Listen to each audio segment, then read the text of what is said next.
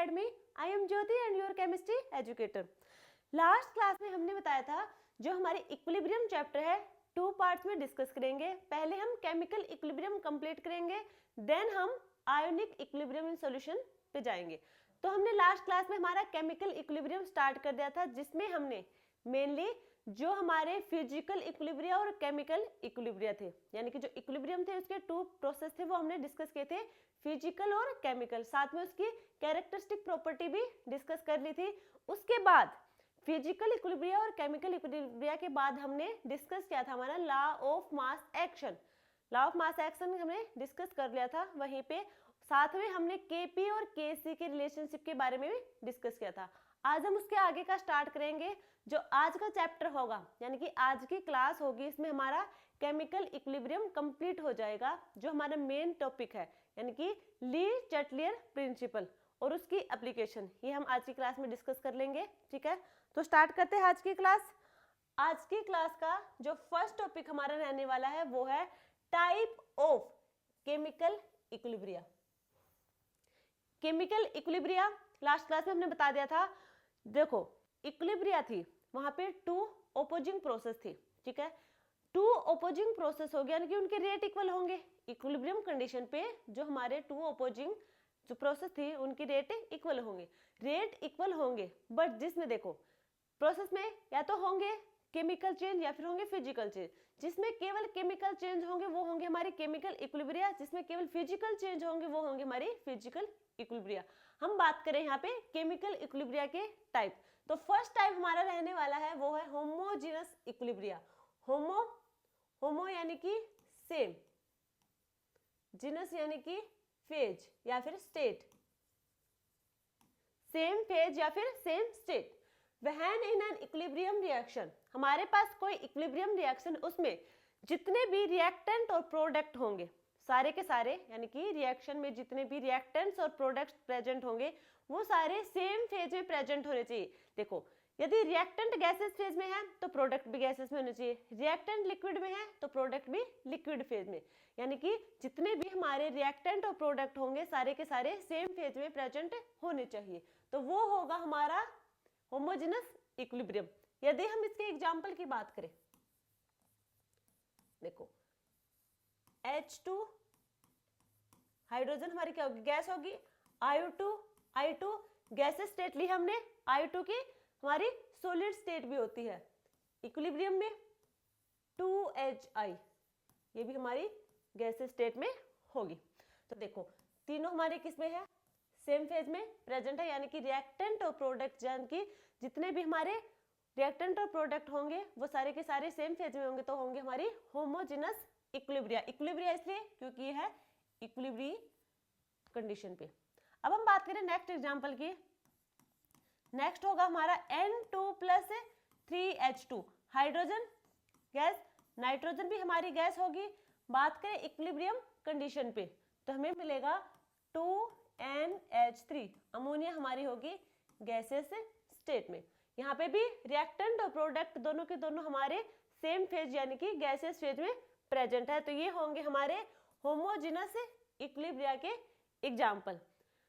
Next हम बात करेंगे, सेकंड होगा इसका, एक हमारा होमोजेनस, सेकंड होगा हमारा हिट्रोजेनस इक्विलिब्रियम. हिट्रो यानी कि डिफरेंट, जिनस यानी कि फेज. केमिकल इक्विलिब्रियम रिएक्शन या फिर हम कहें इक्विलिब्रियम रिएक्शन जहां पर हमारे रिएक्टेंट और प्रोडक्ट डिफरेंट फेज में प्रेजेंट हो. एग्जाम्पल देखेंगे हम. एग्जाम्पल होगा कैल्शियम कार्बोनेट. कैल्शियम कार्बोनेट हमारा सॉलिड स्टेट में प्रेजेंट होगा, डिसोसिएट होगा, डिकम्पोज होगा. कैल्शियम कार्बोनेट, कैल्शियम ऑक्साइड जो सॉलिड स्टेट में, साथ में कार्बन डाइऑक्साइड गैस रिलीज करेगा.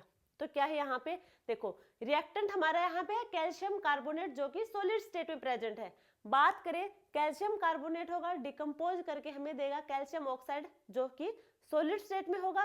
साथ में यहाँ पे CO2 यानी कि ये गैस भी रिलीज हो रही है, कार्बन डाइऑक्साइड गैस. तो यहाँ पे डिफरेंट है, सॉलिड भी और गैसेस फेज भी प्रेजेंट है. ठीक है, बात करें हम, ये तो हमारी थी टाइप ऑफ केमिकल इक्विलिब्रिया. अब हम बात करेंगे writing expression for equilibrium constant. Equilibrium constant हमारा था के सी, इक्विलिब्रियम कांस्टेंट हमारा है के सी। अब हम देखो, यदि हम बात करें, हमने देखा था रेट हमारा, ये देखा था हमने लॉ ऑफ मास एक्शन में, रेट हमारा डायरेक्टली प्रोपोर्शनल था एक्टिव मास के, और जो हमारा एक्टिव मास है, एक्टिव मास होगा हमारा इक्वल मोलर कंसंट्रेशन के। ये मोलर कंसंट्रेशन क्या होगी, मोलर कंसंट्रेशन, मोलर कंसंट्रेशन होगी हमारी नंबर ऑफ मोल्स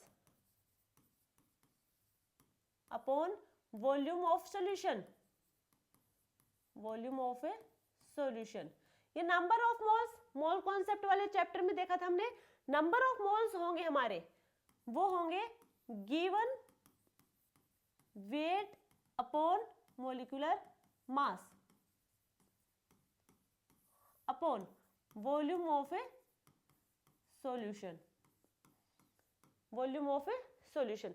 अब देखो, mass upon volume, mass upon volume, mass upon volume क्या होगी हमारी, डेंसिटी, डेंसिटी का फॉर्मूला होता है मास अपॉन वॉल्यूम, तो इसे हम लिख सकते हैं, ये हो जाएगा हमारा डेंसिटी, और ये क्या है अपॉन में मोलिकुलर मास,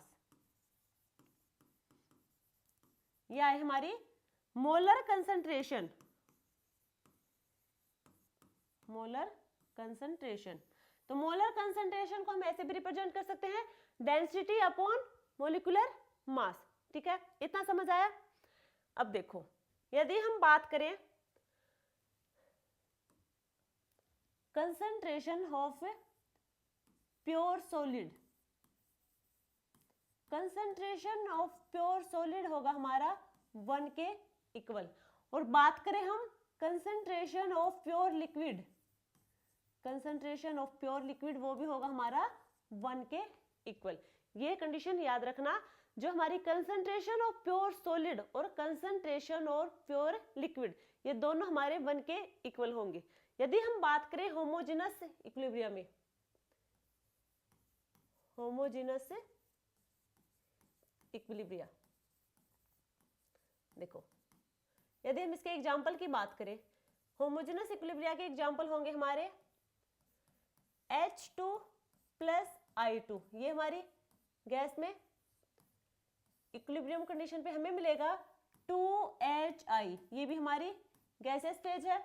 होमोजेनस का मतलब तो हमें समझ आ गया था कि हमारे रिएक्टेंट और प्रोडक्ट जितने भी होंगे सारे के सारे सेम फेज में होंगे। अब हम बात करेंगे KC, इक्विलिब्रियम कांस्टेंट की बात करेंगे। इक्विलिब्रियम जो कांस्टेंट होगा हमारा, इक्विलिब्रियम कांस्टेंट हमने कहा था कंसंट्रेशन प्रोडक्ट ऑफ, नहीं कंसंट्रेशन ऑफ किसकी, product upon concentration of A reactant, तो प्रोडक्ट हमारा है HI, concentration of A HI, यहाँ पे स्टोइकियोमेट्रिक कोएफिशिएंट 2, ये पावर में जाएगा 2 अपॉन, ये हमारी है गैसेस फेज में, यहाँ पे रिएक्टेंट में है H2, गैसेस फेज में है I2, ये भी गैस स्टेट में है। ये तो आई हमारी इन टर्म ऑफ कंसंट्रेशन, ये कंसंट्रेशन टर्म में है इक्विलिब्रियम कांस्टेंट। यदि हम बात करें प्रेशर के टर्म में Kp, तो कंसंट्रेशन है, कंसंट्रेशन की जगह हम लिखेंगे pressure HI gases power 2 upon pressure H2 gases pressure I2 gases, ये आएगा हमारा इक्विलिब्रियम कांस्टेंट। इस स्टेप से हम निकालेंगे, ठीक है, कंसंट्रेशन के टर्म में भी निकाल लेंगे और प्रेशर के टर्म में भी निकाल लेंगे। हमें पता है कि जो हमारा इक्विलिब्रियम कांस्टेंट होगा उसे कैलकुलेट करने के लिए हम क्या करेंगे, कंसंट्रेशन ऑफ प्रोडक्ट ऊपर में, देन हम उसे डिवाइड करेंगे कंसंट्रेशन ऑफ रिएक्टेंट से। सिमिलर हमारा प्रेशर होगा, प्रेशर होगा वो देखो कंसंट्रेशन के टर्म में कंसंट्रेशन आ जाएगा और प्रेशर के टर्म में प्रेशर आ जाएगा, बाकी एज इट इज रहेगा। ये तो हमारा एक एग्जांपल था। बात करें हम नेक्स्ट एग्जांपल की, ठीक है, चलो अब हम नेक्स्ट आप खुद कर लेना। यदि हम बात करें हिट्रो की, हिट्रो और देख लेते एक बार, हिट्रोजिनस इक्विलिब्रियम, हिट्रोजिनस इक्विलिब्रियम में रिएक्टेंट और प्रोडक्ट हमारे जितने भी हमारे रिएक्टेंट प्रोडक्ट होंगे वो सेम फेज में ना होके डिफरेंट फेज में प्रेजेंट होंगे। Example CaCO3 calcium carbonate solid में है, डिकम्पोज होगा calcium oxide solid plus carbon dioxide gases form में। ठीक है, ये होगी हमारी रिएक्शन हेटेरोजेनस इक्विलिब्रिया। अब हम बात करें यहाँ पे Kc कैलकुलेट करेंगे। Kc कैलकुलेट करेंगे, सबसे पहले हम देखेंगे प्रोडक्ट की कंसंट्रेशन। तो हमारे पास है कैल्शियम ऑक्साइड, इधर है CO2 अपॉन रिएक्टेंट होगा हमारा CaCO3 सॉलिड स्टेट में। ठीक है, अब देखो अभी हमने बताया कि concentration of pure solid and concentration of pure liquid हमारा 1 के इक्वल होगा। अब यहाँ पे आपको दिख रहा होगा ये हमारी क्या है, सॉलिड, प्योर सॉलिड है, ये हमारे 1 के इक्वल होगा और ये भी हमारे 1 के इक्वल होगा। तो हमारी Kc हमारी होगी इक्वल CO2। यदि हम बात करें प्रेशर के टर्म में, Kp प्रेशर के टर्म में होगी हमारी, देखो PCO2, ये होगी प्रेशर की टर्म में और ये होगी कंसंट्रेशन की टर्म में। समझ आया इतना? ठीक है, क्लियर है? तो नेक्स्ट हम देखते हैं हमारा नेक्स्ट टॉपिक हमारा होगा units of equilibrium constant. Equilibrium constant हमारा यानी कि Kc, अब उसकी हमें यूनिट बतानी है। देखो Kc, यदि हम बात करें इक्विलिब्रियम कांस्टेंट को कंसंट्रेशन के टर्म में देखेंगे तो होगा हमारा कंसंट्रेशन होगा हमारा प्रोडक्ट का। जैसे कि हम ये हमारे पास एक रिएक्शन है A + B रिएक्टेंट, जिससे हमें प्रोडक्ट की फॉर्मेशन मिलेगी C&D की। ये इनके स्टोइकियोमेट्रिक कोफिशिएंट होंगे। ठीक है, अब हम बात करें, हमें पता है यहाँ पे होगी कंसंट्रेशन ऑफ ए रिएक्टेंट की, प्रोडक्ट की अपॉन में कंसंट्रेशन ऑफ ए रिएक्टेंट, इस टाइप से होगी। हम कंसंट्रेशन की यूनिट क्या होगी, मोलर कंसंट्रेशन की यूनिट होती है हमारी मोल पर लीटर, दोनों की क्या है मोल पर लीटर। अब देखो मोल पर लीटर इसकी पावर C और ये भी होगी मोल पर लीटर की पावर D अपॉन मोल पर लीटर की पावर A, मोल पर लीटर की पावर B। अब दोनों का बेस सेम है, मल्टीप्लाई में हो कोई और उसका बेस सेम हो तो उनको हम क्या कर देंगे, ऐड। देखो ये तो होगा हमारा मोल पर लीटर C + D और हमारे डिवाइड में हो दो, देखो बेस क्या होंगे, सेम। अब इनकी यूनिट क्या है, जो पावर है वो डिफरेंट हो, क्या हो जाएगी, वो माइनस हो जाएगी। तो हम यही लिख देंगे -A + B, इस टाइप से होगा। यदि बेस सेम है तो हमारी पावर ऐड हो जाएगी, बेस सेम है और डिवाइड में है, मल्टीप्लाई में तो ऐड होगी, डिवाइड में होगी तो माइनस हो जाएगी। तो मोल पर litre C + D - A + B, मोल पर लीटर। क्या इसे हम डेल N लिख सकते हैं? डेल N क्यों लिखा? डेल N होगा हमारा, del N = number of gaseous molecule of product minus number of gaseous molecules of reactant, molecule of reactant. क्या यही दिख रहा है, ये प्रोडक्ट के और ये रिएक्टेंट के, यानी कि number of gases moles of product minus number of gases moles of A reactant, वो होगा हमारा del N, change in number of moles. Gases molecules क्यों लिखा? देखो ये होगा सिर्फ गैसेस मॉलिक्यूल्स में, क्योंकि हमारी प्योर सॉलिड की कंसंट्रेशन 1 के इक्वल हो जाएगी, लिक्विड की भी 1 के इक्वल हो जाएगी, इसलिए जो कंसंट्रेशन यहाँ पे रहेगी वो सिर्फ गैसेस फेज की ही रहेगी। तो ये तो हमारी है यूनिट किसमें, कंसंट्रेशन के टर्म में। यदि हम जो होगी हमारी ये, ठीक है, यदि हम बात करें प्रेशर के टर्म में, K के पी होगा हमारा, इसी इक्वेशन की बात करेंगे, पी सी पावर सी, पी डी की पावर डी, पी ए की पावर ए और पी बी की पावर बी। ये होगी हमारी प्रेशर के टर्म में इक्विलिब्रियम कांस्टेंट। प्रेशर की यूनिट क्या होगी? बार होगी, सबको पता है। प्रेशर की यूनिट होती है बार। अब देखो यहां पे होगा बार, सी बार पावर डी अपॉन बार पावर ए और बार पावर बी। सब क्लियर है यहां तक? बेस सेम और मल्टीप्लाई में है, बेस सेम है तो ये ऐड हो जाएंगे इनकी पावर, यानी कि बार A plus C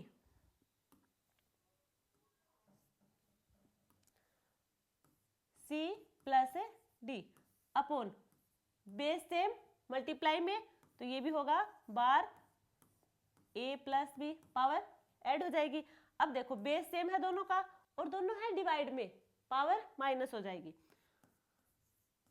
bar C plus D minus A plus B, लिख सकते हैं ऐसा। अब देखो यदि हम बात करें के पी, अब ये वही है, number of gases moles of product minus number of gases moles of reactant, जिसे हम लिख देंगे डेल एन के इक्वल। तो बार डेल एन, ये होगी हमारी यूनिट। इक्विलिब्रियम कांस्टेंट की यूनिट होगी हमारी ये प्रेशर के टर्म में, और ये होगी कंसंट्रेशन की टर्म में। बिल्कुल इजी है, याद ना रहे तो आप कैलकुलेट करके भी निकाल सकते हैं, बाकी बिल्कुल इजी, यहाँ पे याद भी रख सकते हैं। तो यहाँ तो हमने देखी यूनिट।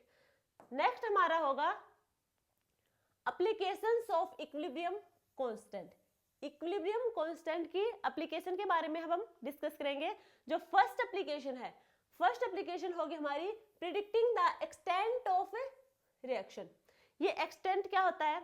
एक्सटेंट वो होगा, जैसे देखो ये हमारे पास रिएक्शन है A plus B C plus D, यानी कि यहाँ पे क्या है, रिएक्टेंट से फॉर्मेशन हो रही है प्रोडक्ट सी प्लस डी की, तो ये बताएगा कि हमारा कितना प्रोडक्ट की फॉर्मेशन हो रही है और कितना रिएक्टेंट यहाँ पे कंज्यूम हो रहा है, ये हमारा बताएगा एक्सटेंट ऑफ रिएक्शन। यही मतलब है एक्सटेंट ऑफ रिएक्शन का कि ए प्लस बी यानी कि रिएक्टेंट का कितना कंजम्पशन होगा, सी प्लस डी यानी कि प्रोडक्ट कितने फॉर्मेशन दे रहा है। देखो अब हम देखें इसके बारे में। यदि हम बात करें 10 की पावर -3 टू 10 की पावर +3, यदि हमारे पास इक्विलिब्रियम कांस्टेंट, यदि हमारे पास इक्विलिब्रियम कांस्टेंट 10 की पावर -3 से 10 की पावर +3 तक है, Kc की वैल्यू 10 की पावर -3 टू 10 की पावर +3, देन जो हमारी रिएक्शन होगी वो होगी इक्विलिब्रियम रिएक्शन होगी, ठीक है, इक्विलिब्रियम कंडीशन पे होगी। यदि हम बात करें, यदि Kc की वैल्यू लेस देन 10 की पावर -3 हो या फिर Kc की वैल्यू ग्रेटर देन 10 पावर 3 से है, या तो Kc की वैल्यू 10 की पावर -3 से कम है या फिर 10 की पावर +3 से ज्यादा है। कम है तो वहां पे जो रिएक्शन होगी, यानी कि Kc की वैल्यू लेस देन 10 की पावर -3 है, वहां पे जो रिएक्शन होगी वो होगी बैकवर्ड रिएक्शन।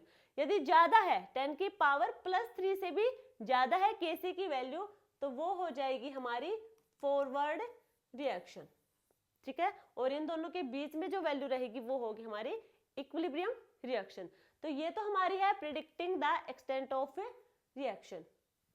बात करें हम नेक्स्ट एप्लीकेशन की, नेक्स्ट एप्लीकेशन हमारी है predicting the direction of reaction.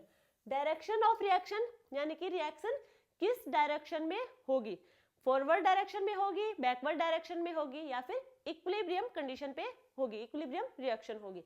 कैसे होगी देखो, यदि हम बात करें रिएक्शन कोएफिशिएंट की,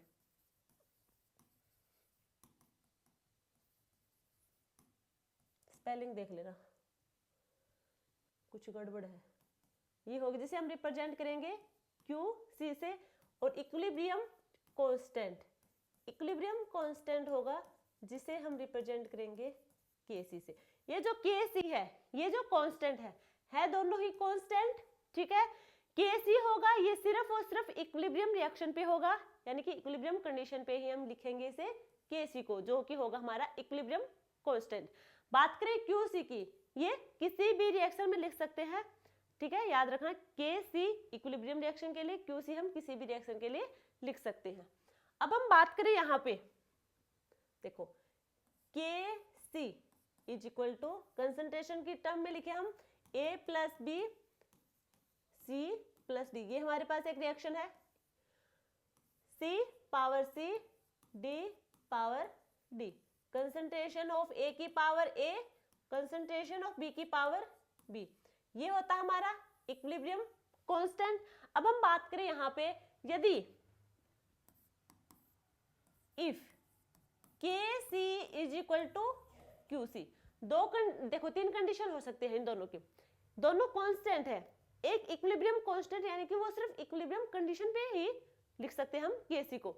यदि हम बात करें KC और QC दोनों इक्वल हैं, या फिर सेकंड कंडीशन होगी हमारे पास KC greater than QC, third condition हो सकती है if KC is less than QC। ये तीन कंडीशन है जिसके बारे में हमें बताना है कि इनको देख के ही कि रिएक्शन हमारी किस डायरेक्शन में होगी। अब देखो KC और QC यदि दोनों इक्वल हैं तो रिएक्शन होगी हमारी इक्विलिब्रियम कंडीशन पे, रिएक्शन होगी वो होगी इक्विलिब्रियम रिएक्शन। बात करें यदि इक्विलिब्रियम कांस्टेंट ज्यादा है रिएक्शन कोएफिशिएंट से, तो हमारी होगी फॉरवर्ड रिएक्शन, होगी हमारी फॉरवर्ड रिएक्शन। बात करें हम यदि KC कम है QC से, देन होगी हमारी बैकवर्ड रिएक्शन, बैकवर्ड रिएक्शन। याद रखना ये सब, ठीक है। यदि इक्वल है तो इक्विलिब्रियम कंडीशन, यदि KC की वैल्यू ज्यादा होगी QC से, देन हमारी फॉरवर्ड रिएक्शन होगी, कम है तो होगी हमारी बैकवर्ड रिएक्शन। अब हम बात करेंगे नेक्स्ट एप्लीकेशन की। नेक्स्ट एप्लीकेशन होगी calculating equilibrium concentration. Equilibrium concentration को कैलकुलेट करना है, कैसे करना है वो देखो। ये हमारे पास एक रिएक्शन है जिसे हमें मिली प्लस C और C, ठीक है। ये एक रिएक्शन है इक्विलिब्रियम रिएक्शन। अब हम बात करें स्टार्टिंग स्टेट पे, यानी कि इनिशियली, ये हमारे पास क्या है, रिएक्टेंट है। अब कुछ तो होगा नहीं अमाउंट में, इसकी कंसंट्रेशन कुछ तो होगी तभी आगे रिएक्शन प्रोसीड होगी। अब मान लीजिए इसकी जो होगी हमारे पास कंसंट्रेशन होगी वो होगी x मोल पर लीटर, यानी कि जो हमारा रिएक्टेंट A है, रिएक्टेंट A की जो कंसंट्रेशन होगी वो होगी हमारे पास x मोल पर लीटर। अब क्या होगा, देखो यदि ये इनिशियली यानी कि 0 होगा तो रिएक्शन होगी नहीं, रिएक्शन किसकी होगी, यानी कुछ तो है ये। तो इनिशियल में हमने मान लिया कि इसकी जो कंसंट्रेशन है वो x मोल पर लीटर है। अब रिएक्शन स्टार्टिंग में अभी रिएक्शन प्रोसीड हुई नहीं है, हमें बताया है कि हमारे पास ये इसकी कंसंट्रेशन है, तब तक ये क्या होंगी, इनकी कंसंट्रेशन 0 होगी, B और C की कंसंट्रेशन 0 होगी क्योंकि अभी तक रिएक्शन प्रोसीड हुई नहीं है।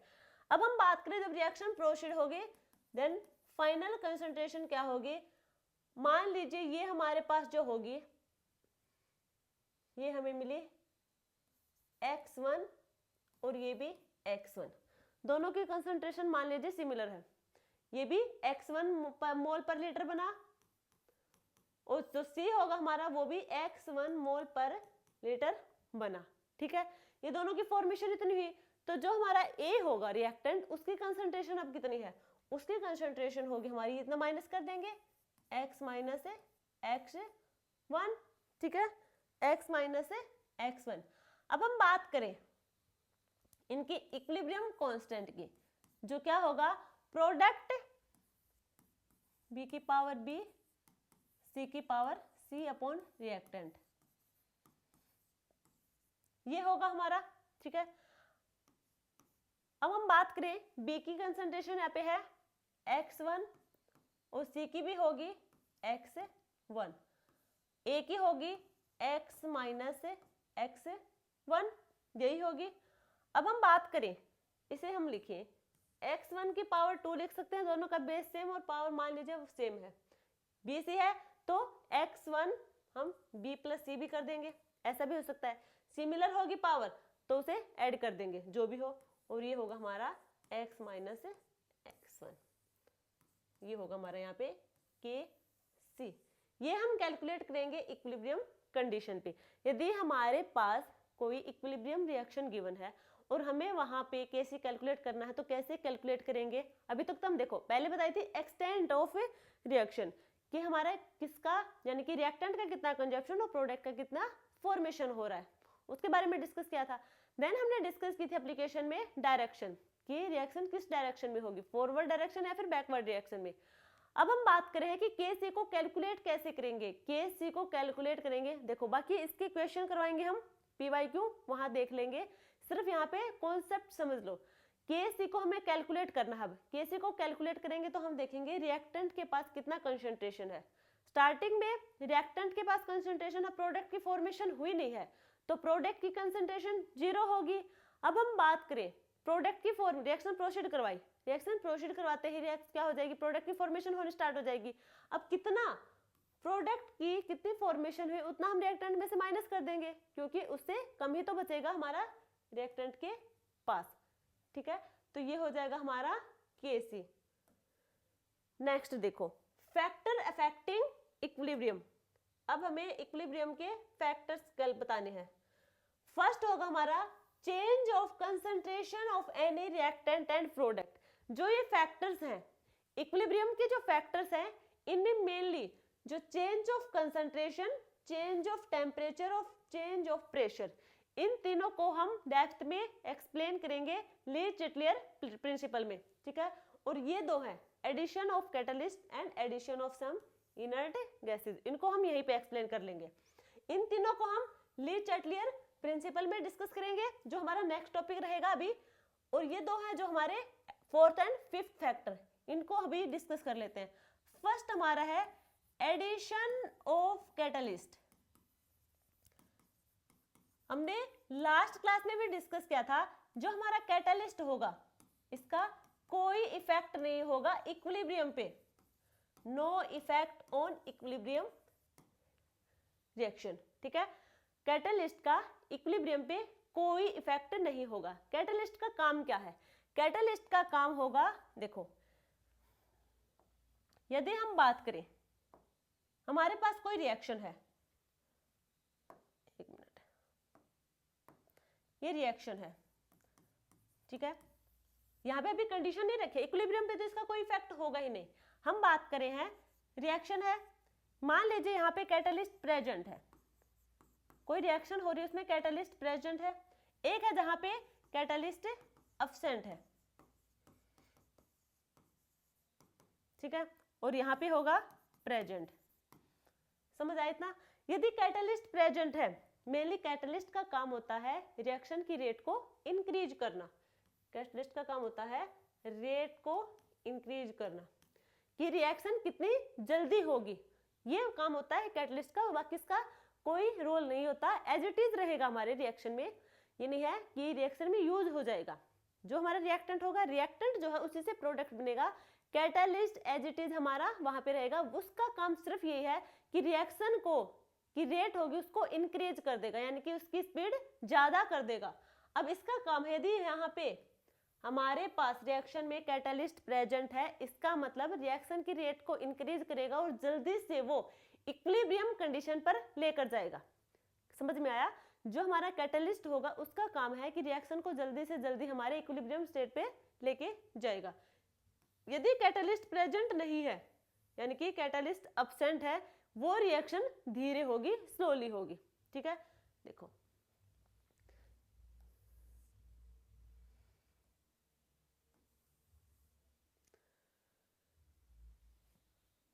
ये हमने देखा, ये किस में आता है, पहले ये देखो, ये जो हमारी रिएक्शन है A plus B equilibrium condition पे C प्लस डी, हमने क्या देखा था लास्ट क्लास में, जो हमारी A प्लस बी यानी कि रिएक्टेंट की कंसंट्रेशन, रिएक्शन प्रोसीड होने के बाद की बात करें हम, प्रोसीड होने से पहले तो A प्लस बी की कंसंट्रेशन ज्यादा होगी, सबको पता है। यदि रिएक्शन प्रोसीड करेंगे उसके बाद क्या हो जाएगा, प्रोडक्ट की फॉर्मेशन होनी स्टार्ट हो जाएगी। प्रोडक्ट की फॉर्मेशन होने स्टार्ट होगी यानी कि रिएक्टेंट की जो कंसंट्रेशन होगी वो डिक्रीज होनी स्टार्ट कर देगी। तो ये हमारी मान लीजिए इधर रिएक्टेंट ले लिया हमने, इधर प्रोडक्ट की कंसंट्रेशन है, ये प्रोडक्ट की कंसंट्रेशन है और ये रिएक्टेंट की कंसंट्रेशन है। रिएक्टेंट में क्या होगा, जैसे ही रिएक्शन प्रोसीड के बाद की बात करें, रिएक्शन के प्रोसीड के बाद होगी तो उसकी कंसंट्रेशन डिक्रीज होनी स्टार्ट कर देगी। प्रोडक्ट की क्या होगी, इंक्रीज होनी स्टार्ट होगी। एक पॉइंट ऐसा आएगा जहां पे इक्विलिब्रियम कंडीशन होगी, ठीक है, इक्विलिब्रियम कंडीशन होगी। तो समझ में आया ना, ये हमारी क्या हो रही है, इसकी रिएक्टेंट की कंसंट्रेशन डिक्रीज होनी स्टार्ट हो रही है और प्रोडक्ट की कंसंट्रेशन इंक्रीज होनी स्टार्ट हो रही है जब रिएक्शन प्रोसीड करवाएंगे तब की बात है। यदि रिएक्शन प्रोसीड नहीं होगी तब तक तो रिएक्टेंट की कंसंट्रेशन ज्यादा होगी, प्रोडक्ट की कम यानी कि 0 के इक्वल होगी। तो समझ में आया नहीं इतना। तो देखो अब हम बात करें कैटलिस्ट की, इसी में बात करें कैटलिस्ट की।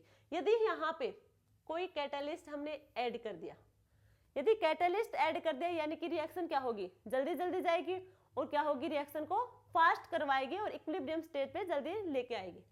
अब यहाँ पे देखो रिएक्टेंट होगी, उसकी कंसंट्रेशन और डिक्रीज होनी स्टार्ट कर देगी, ऐसे ही डिक्रीज होनी स्टार्ट होगी। अब हम बात करें प्रोडक्ट की कंसंट्रेशन क्या होगी, प्रोडक्ट की कंसंट्रेशन इंक्रीज होगी, तो ऐसी होगी। अब यहाँ पे इक्विलिब्रियम जल्दी आ जाएगा, ठीक है। जहां पे कैटलिस्ट यूज करेंगे हम रिएक्शन प्रोसीड करवाते टाइम, वहां पे इक्विलिब्रियम ज्यादा जल्दी आएगा, क्योंकि कैटलिस्ट का काम होता है रिएक्शन की रेट को इंक्रीज करवाना। इतना समझ आया होगा। योग कैटलिस्ट एब्सेंट हो वहां पे रिएक्शन धीरे धीरे होगी। ये था हमारा एडिशन ऑफ कैटलिस्ट, ठीक है। अब हम बात करें नेक्स्ट पॉइंट जो हमारा है एडिशन ऑफ इनर्ट गैस। यदि हम इनर्ट गैस का एडिशन करवाएंगे तो क्या होगा, देखो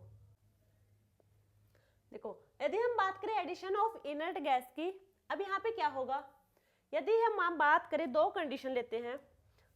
फर्स्ट कंडीशन है यदि at constant volume, at constant volume, हमने वॉल्यूम को कांस्टेंट कर दिया। यदि वॉल्यूम कांस्टेंट होगी तो उस पे रिएक्शन पे कोई इफेक्ट नहीं होगा, रिएक्शन पे कोई इफेक्ट नहीं होगा,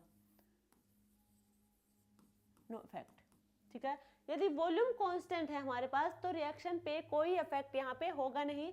यदि हम बात करें एट कांस्टेंट प्रेशर, बात करें हम कांस्टेंट प्रेशर की, यदि हम प्रेशर को कांस्टेंट कर दें, प्रेशर को कांस्टेंट, देखो हमारे पास ये कंटेनर है, इसमें ऑलरेडी कोई गैस प्रेजेंट है, यहाँ पे कोई गैस ऑलरेडी प्रेजेंट है, ठीक है। यदि हम ऐड करेंगे इसमें कोई noble gas like helium, neon, यदि हम कोई नोबल गैस यहाँ पे ऐड करेंगे तो क्या होगा, देखो यहाँ पे देखो ये कंटेनर पहले से ही ऑलरेडी फिल है, ठीक है, कंटेनर ऑलरेडी पहले से ही फिल है, कंप्लीट फिल है।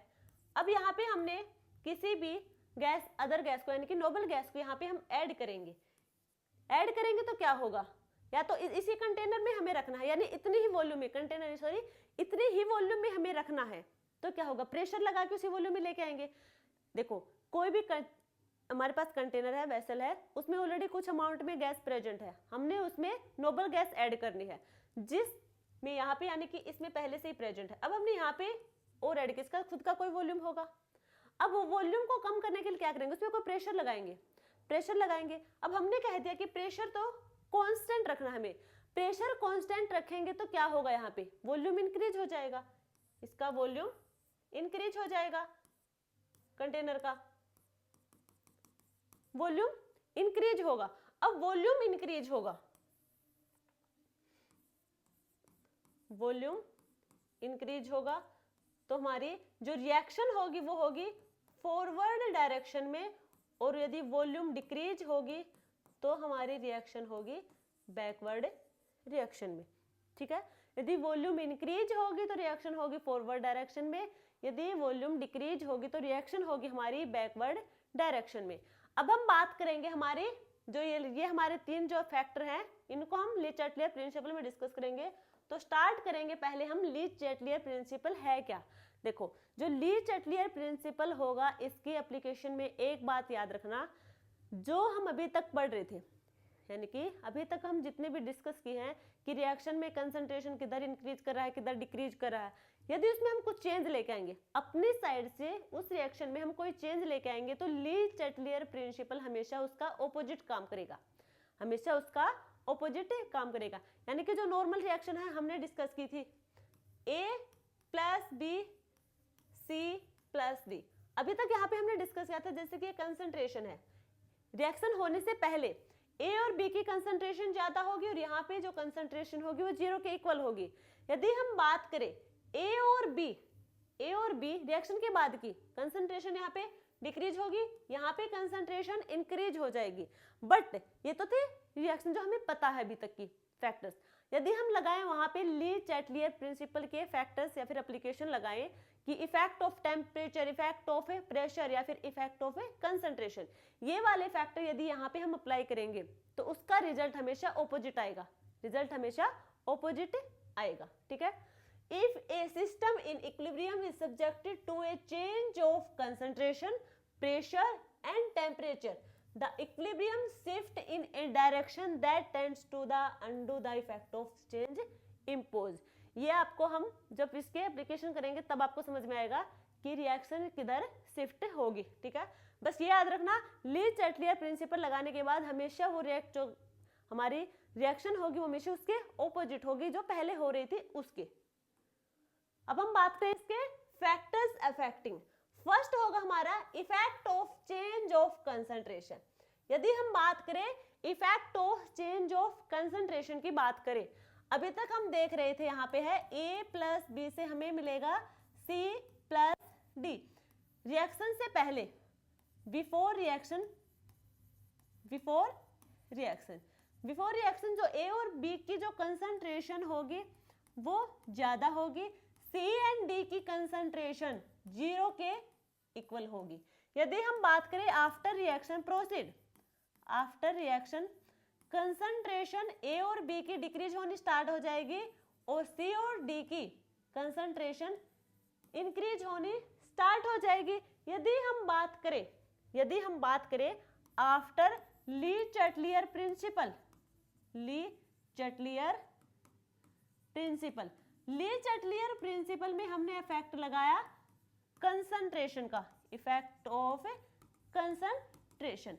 हमने कहा था ली चैटलियर का इफेक्ट लगाएंगे तो जो रिएक्शन अभी तक हो रही थी उसके ऑपोजिट ये काम करेगा, ऑपोजिट काम करेगा। इसका मतलब देखो अभी तक क्या हो रही थी, रिएक्शन कंसंट्रेशन डिक्रीज हो रही थी, जैसे ही हम इफेक्ट लगाएंगे कंसंट्रेशन का इफेक्ट लगाते ही जो रिएक्टेंट होगा, reactant concentration of reactant increase, जो हमारी रिएक्टेंट होगी उसकी कंसंट्रेशन इंक्रीज हो जाएगी और जो डायरेक्शन होगी हमारी रिएक्शन की वो होगी फॉरवर्ड रिएक्शन।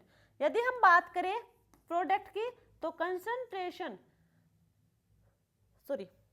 यदि कंसंट्रेशन ऑफ रिएक्टेंट इंक्रीज हुआ तो रिएक्शन होगी फॉरवर्ड डायरेक्शन में, और कंसंट्रेशन ऑफ प्रोडक्ट डिक्रीज हुआ तो भी हमारी रिएक्शन होगी फॉरवर्ड डायरेक्शन में।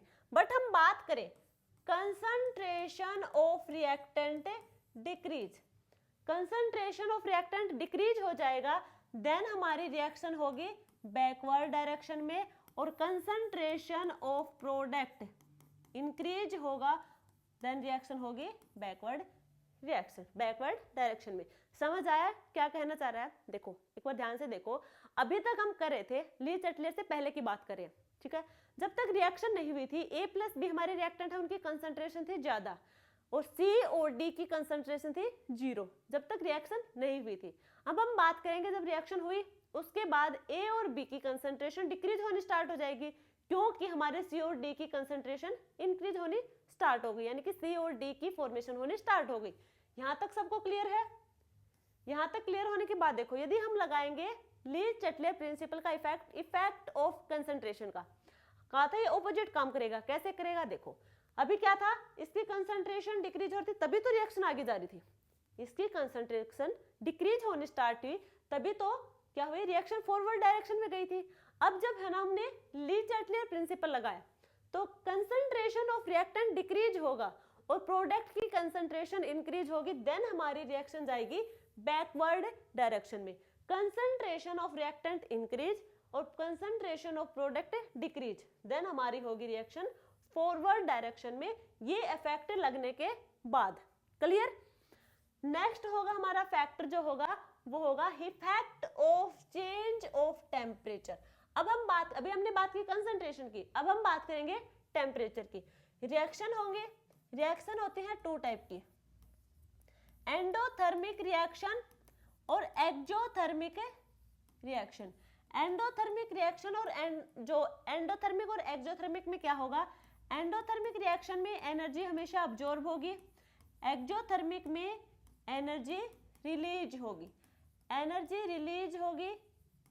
ठीक है, यदि हम बात करें, सबसे पहले हम एंडोथर्मिक रिएक्शन की बात करेंगे।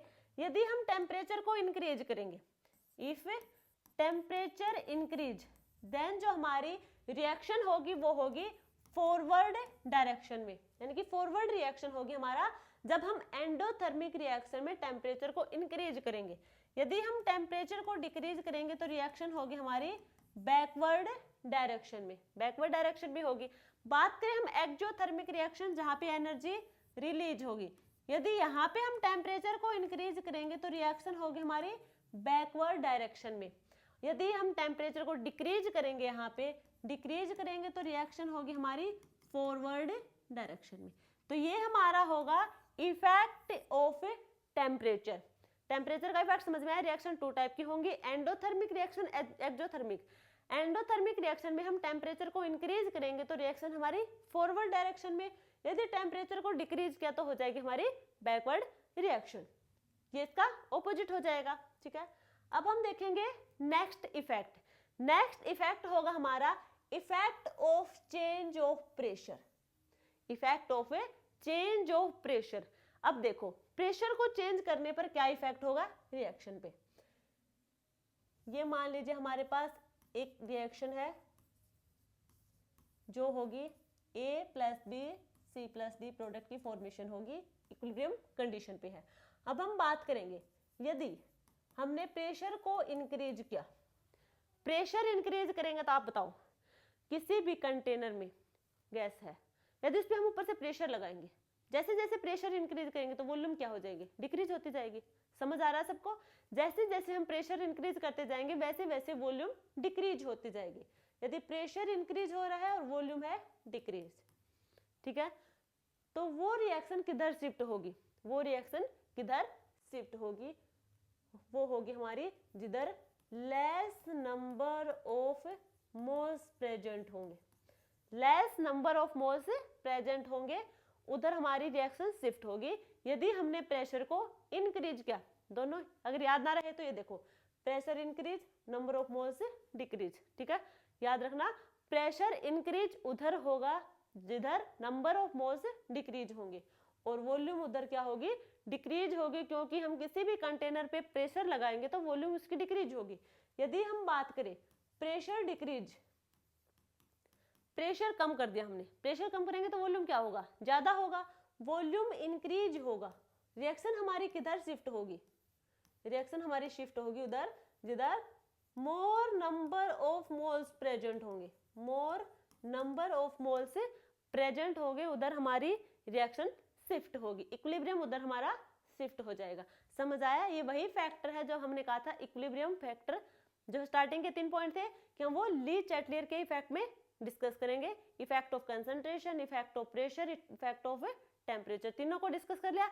आई होप समझ आया होगा।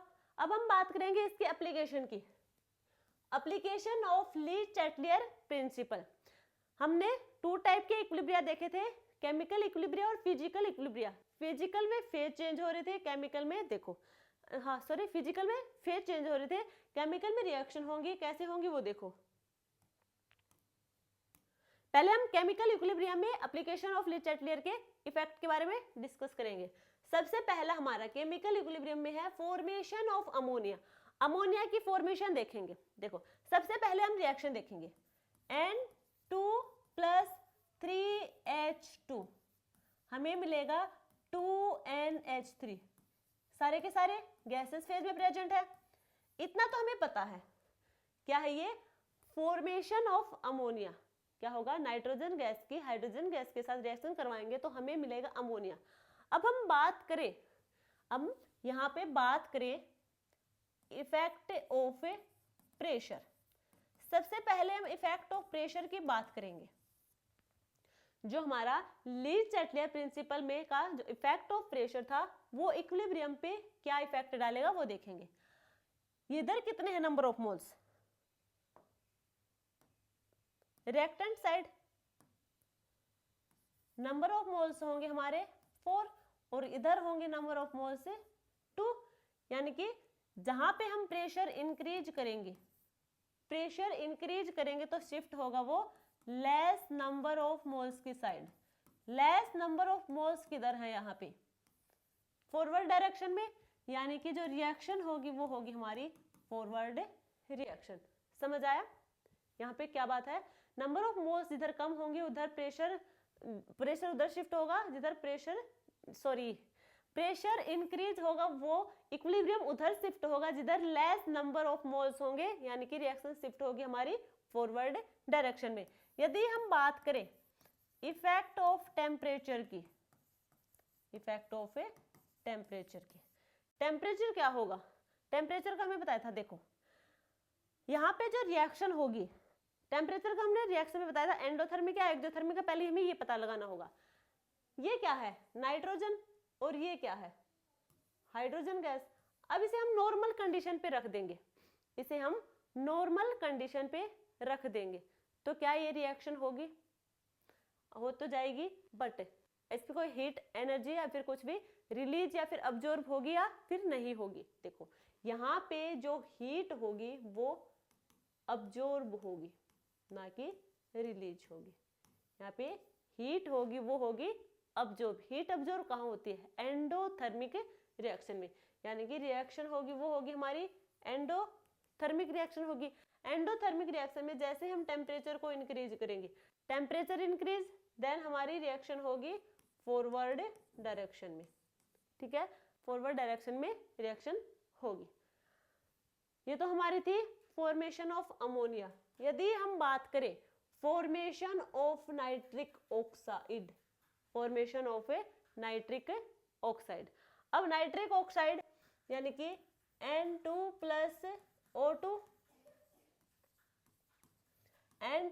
O2 हमें मिलेगा 2NO नाइट्रिक ऑक्साइड, ये भी गैस है। अब यहाँ पे हम बात करें इफेक्ट ऑफ प्रेशर की।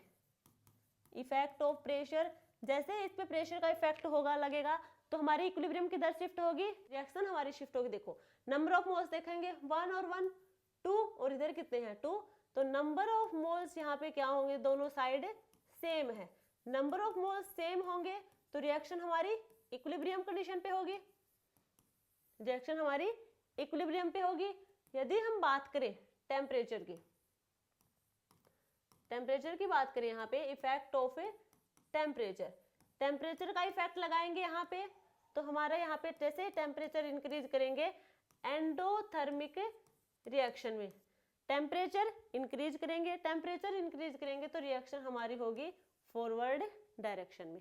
ठीक है, तो यही हमें जो इनके फैक्टर्स थे ली चैटलियर प्रिंसिपल के वो हमें ध्यान रखने हैं, उनके अकॉर्डिंग इनके इफेक्ट हम बता देंगे। नेक्स्ट हमारा होगा फॉर्मेशन ऑफ सल्फर ट्राइऑक्साइड। इसमें आप खुद ट्राई करना, ये आपके लिए HW है कि इसमें ली चैटलियर प्रिंसिपल के इफेक्ट का क्या असर होगा वो देखना है। जो हमारे प्रेशर और टेम्परेचर कंसंट्रेशन के इफेक्ट हैं वो लगाने के बाद रिएक्शन हमारी किधर शिफ्ट होगी ये बताना है, तो आप खुद करके देखना। वो थे हमारे केमिकल इक्विलिब्रिया। अब हम डिस्कस करेंगे हमारे फिजिकल इक्विलिब्रिया। फिजिकल इक्विलिब्रिया में हमने कहा था, देखो एक बात तो ये, जो टू ऑपोजिंग प्रोसेस होंगे वहां पे सिर्फ और सिर्फ फिजिकल चेंज इन्वॉल्व होंगे। ठीक है, वो होगा फिजिकल इक्विलिब्रिया। सेकेंडली बात ये है, जो हमारे फिजिकल इक्विलिब्रिया होंगे वहां पे फेज का ट्रांसफॉर्मेशन होगा, सिर्फ और सिर्फ फेज का ट्रांसफॉर्मेशन होगा, यानी कि फेज चेंज होगी, सॉलिड से लिक्विड, लिक्विड से गैस, सॉलिड से गैस, गैस से सॉल्यूशन, इस टाइप से, यानी कि फेज में चेंज होगा, तो वो होंगे हमारे फेज इक्विलिब्रिया। अब हम बात करेंगे यहाँ पे आइस वाटर इक्विलिब्रियम। देखो आइस वाटर इक्विलिब्रियम में यहाँ पे भी हमें इफेक्ट देखने हैं। ये हमारा है ice, sorry ice solid form में, वाटर लिक्विड फॉर्म में। ये याद रखना, ये किस में हो रही है सारी की सारी रिएक्शन, क्लोज वेसल में, क्लोज वेसल में। तो ये क्या है, आइस होगी हमारी सॉलिड फॉर्म में प्रेजेंट है, किस में कन्वर्ट हो जाएगा, लिक्विड में, वाटर में। ये होगी हमारी प्रोसेस से melting of ice, melting of ice. वापस वाटर से किधर, आइस में, ये हो जाएगा फ्रीजिंग। ठीक है, अब हम बात करें, हमें देखना है यहाँ पे इफेक्ट, हमें यहाँ पे देखने हैं इफेक्ट। देखो सबसे पहले ये देखो क्या हो रहा है, सॉलिड हमें हमारी आइस, ये कंटेनर है, यहाँ पे है आइस, ठीक है, और ये हमारा वाटर भी प्रेजेंट है यहाँ पे। क्लोज कंटेनर की बात करें हैं, क्लोज कंटेनर, आइस और वाटर दोनों यहाँ पे प्रेजेंट है। जैसे ही आइस मेल्ट होने स्टार्ट करेगी, वाटर लिक्विड फॉर्म में जाएगा, क्या होगा यहाँ पे, वॉल्यूम डिक्रीज होगा, वॉल्यूम यहाँ पे डिक्रीज होगा, क्योंकि आइस का वॉल्यूम ज्यादा होगा as compare to water liquid के, वॉल्यूम डिक्रीज होगा, वॉल्यूम डिक्रीज होगा, वॉल्यूम डिक्रीज होगा, तो यानी कि वहां पे जो रिएक्शन होगी वो होगी फॉरवर्ड रिएक्शन। वॉल्यूम डिक्रीज होगी तो रिएक्शन होगी फॉरवर्ड रिएक्शन, फॉरवर्ड रिएक्शन यानी कि रिएक्शन होगी हमारी सॉलिड से लिक्विड में, सॉलिड से लिक्विड की साइड।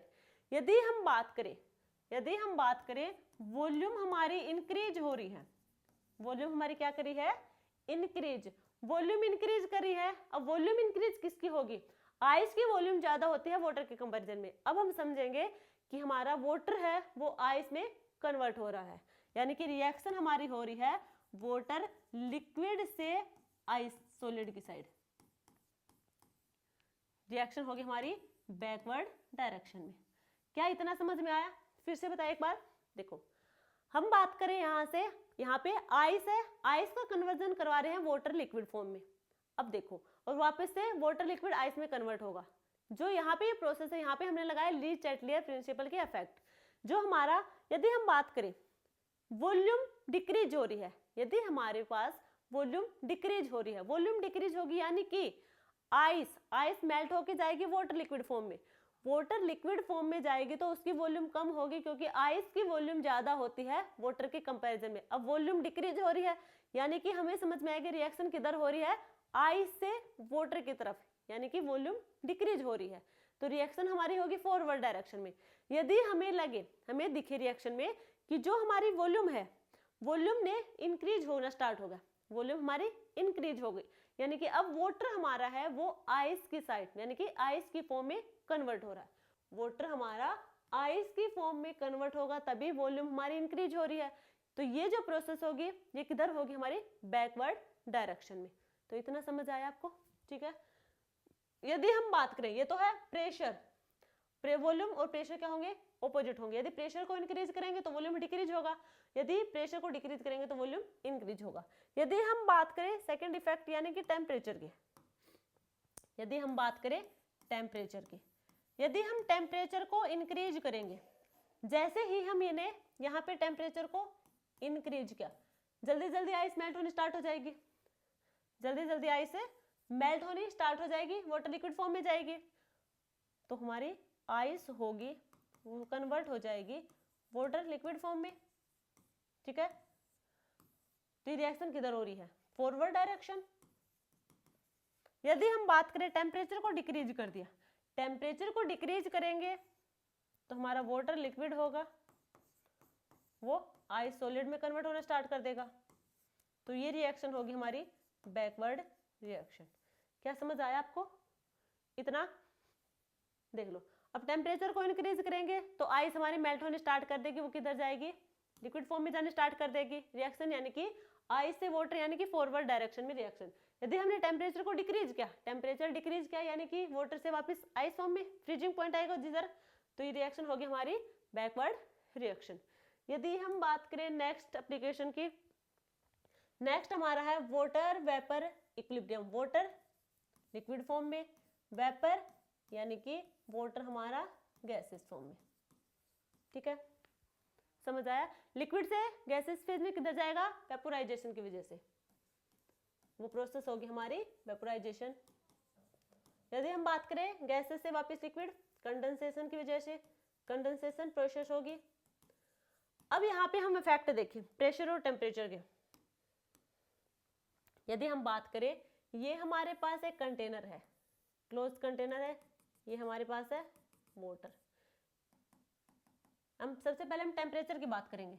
जैसे ही हमने टेम्परेचर को इंक्रीज किया, टेम्परेचर को इंक्रीज करेंगे, वाटर होगा, ये वेपर फॉर्म में जाना स्टार्ट करेगा। जैसे जैसे हम टेम्परेचर को इंक्रीज करते जाएंगे, वाटर हमारा लिक्विड फॉर्म में है, वो किस में जाएगा, गैसेस यानी कि वेपर्स फॉर्म में जाना स्टार्ट कर देगा। वेपर्स फॉर्म में जाना स्टार्ट कर देगा यानी कि ये वाली कंडीशन, लिक्विड से वेपर स्टेट में, यानी कि वेपोराइजेशन प्रोसेस। तो रिएक्शन हमारी होगी फॉरवर्ड।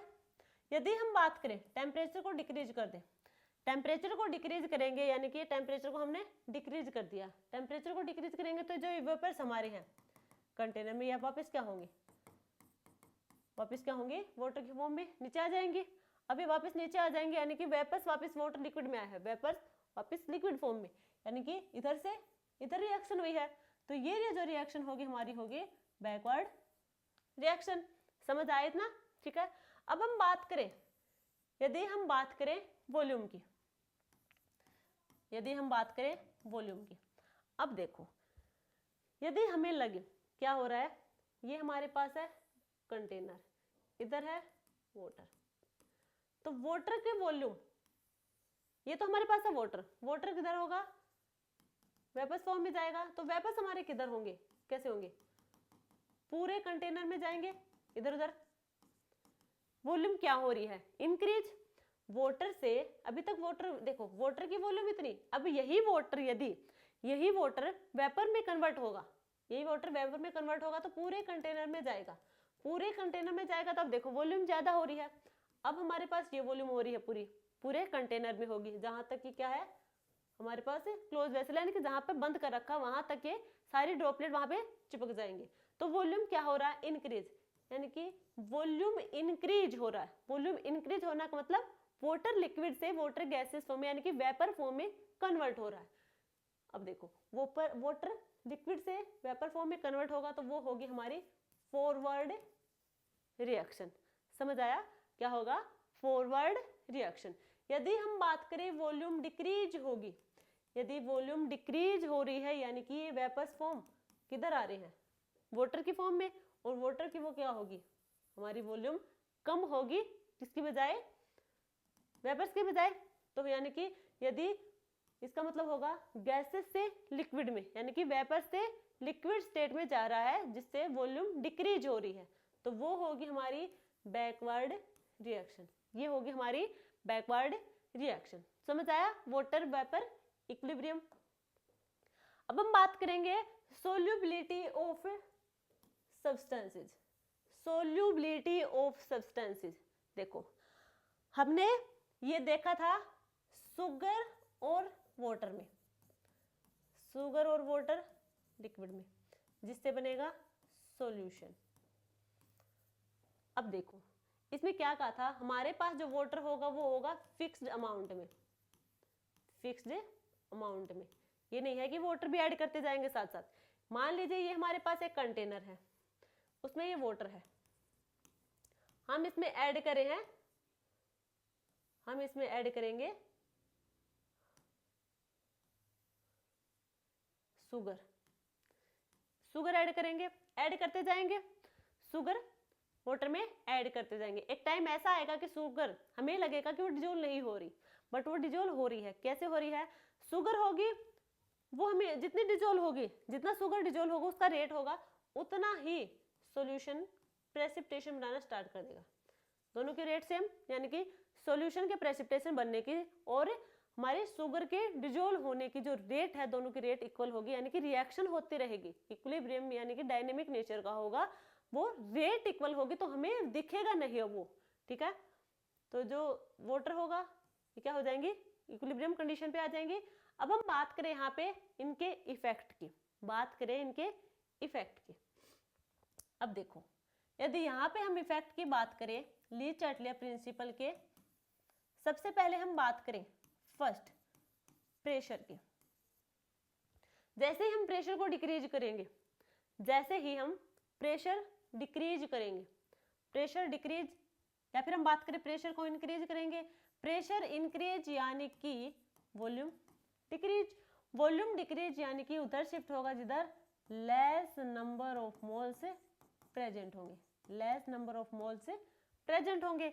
यदि हमने प्रेशर को डिक्रीज किया, प्रेशर को डिक्रीज किया यानी कि वॉल्यूम इंक्रीज, वॉल्यूम इंक्रीज यानी कि रिएक्शन हमारी शिफ्ट होगी मोर नंबर ऑफ मोल्स की तरफ, जिधर more number of moles present होंगे।